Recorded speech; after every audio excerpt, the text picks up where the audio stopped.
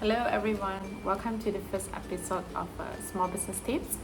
In this video, we're going to share with you 5 questions you should be asking yourself before you start your small business.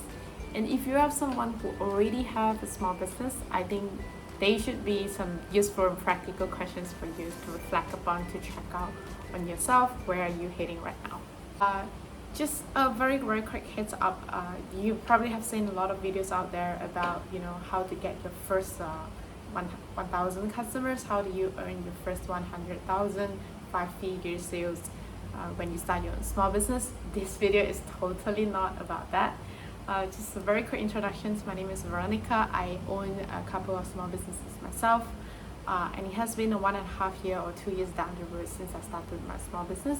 And I remember back then I was checking a lot of I was very inspired by the small business community out there, and I was checking a lot of videos, learning about how people started their own business, and to when I finally started my own business. And it has been quite a journey, and I reckon it will be best for me to share some of the best practices or challenges I've learned across. So the series is going to range all the way from things about marketing, how to do your target audience, how to set your market research, how all the way to how to design your product and services, how do you set your pricing, how do you figure the finance of your small business, legalities, and so on, right? But before I start the first video, questions that comes to me is, how should I start the tone, or how should I start this whole series before we start diving into something more educational? So I think it will be great for us to kickstart with these 5 simple questions, just for me to kickstart the conversation with you, right? So the first question is, do you know what is your market need? And by saying a market need, it actually means, out of all the different small businesses out there that provide similar products or services as what you are providing, what differentiates you, or what makes your product or services different. So just a very quick introduction. I own a home-based florist business, and when I started off my florist business, one thing I realized is there are already a lot of existing premium floral arrangements out there. People that are providing all these exclusive, extravagant florist services to people that are looking for flowers for different occasions and things, right? Not coming from a florist background myself, I know that in order for me to fit in a market gap, I wanted to provide affordable flowers for people who are actually looking for flowers at home. People who want to have fresh flowers for their home, and to want to have flowers as their companion in their everyday life, right? So, I'm able to find a sweet spot between what I am passionate about and what the market is needing. So when I'm meeting a lot of small business owners out there, one thing that I realize why sometimes even though they have great products and services, a lot of time why you couldn't get through to build your own market and your own loyal pool of customers is because there are already too many similar things out there, right? And we put too much focus on what we want to offer and what we want to do, instead of spending effort in really observing what the market is needing. And the second question will be, do you know what is your bottom line? And by saying bottom line here, what I mean is the bottom line for your finance. And whenever I'm talking to a lot of my friends, a lot of time they were asking me, do you start off with a very huge model, or do you start off without a strong model? So if you're someone that's like me, coming from a background that you do not have a lot to start off with, I actually offer a business model that doesn't require that much model in the beginning.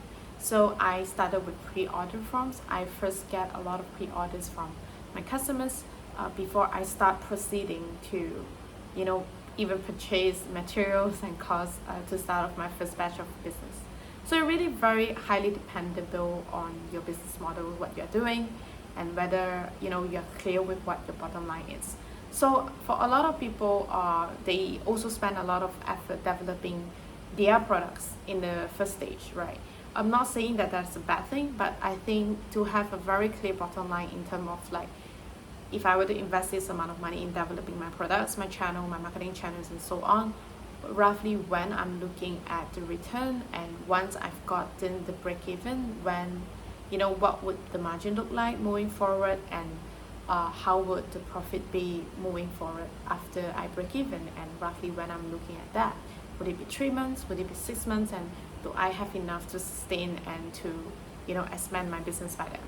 So I think that's second question that is very important. Do you know what is your bottom line? For example, questions is a very interesting question asked by a lot of friends as well. Are you doing this yourself, or are you doing this with a business partner? So personally, for myself, for both businesses that I'm doing that with my business partners. Why is that so? Is because I clearly know about my own weakness. I know that I'm someone that's more of a marketing person. I'm someone who is more creative. I come up with ideas. I love innovations, product innovations and stuff. But one thing that I'm really bad at is I'm not good in finance. I'm not good in accounts. I'm not good in legalities or operations, structuring stuff, right? So I got amazing and wonderful business partners that are supporting me in that areas, and so far once in a while we do have conflicts, we do have disagreements, but we have managed to work out well, because I guess the value between us that's underlying is very similar, right? We share the same value, and we share the same thought towards the overall directions of the business itself.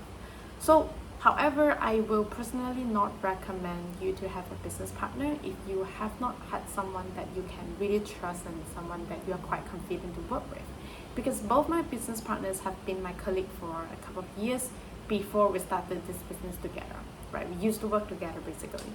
And why is that so? Because I think apart from passion, how sometimes you click with the person, you think that the idea ignites and things just got exciting and just want to start a business with you. I think there are a lot more things to consider when you want to ride on, this business partner kind of relationship with someone, especially if it's with your friends, siblings. I think there are a lot of things to think about. So have you figured, right, whether you want to do it yourself or do you want to have a business partner? And the fourth question, I think, is also one of the most important questions. Have you envisioned the kind of community that you want to build around your small business? So I think this is super, super important, because going back to kind of like the thing that I mentioned in the first question, a lot of the time we only think about what are the products that we want to do, what are the services that we want to offer, but we don't think about the kind of people that we really want to serve.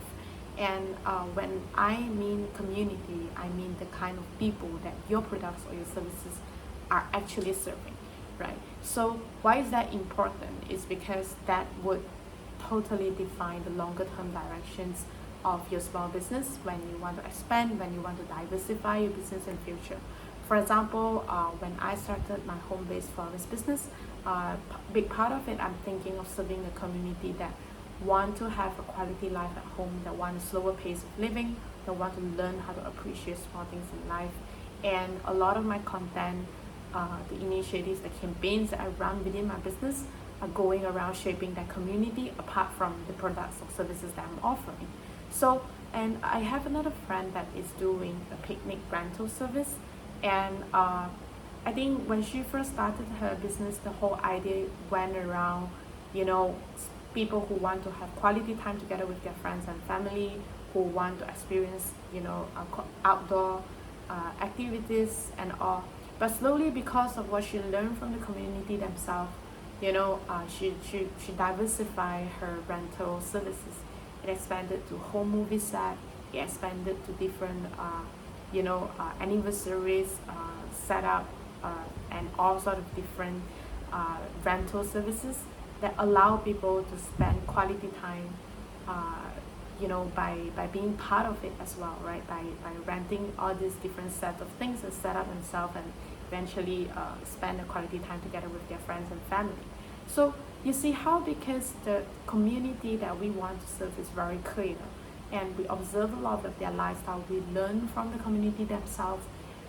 We are not just looking at the kind of products and services we want to roll out, but at the same time we leave space for this community to come in, right? We take time to understand who they are and how can we best serve them in a longer term perspective.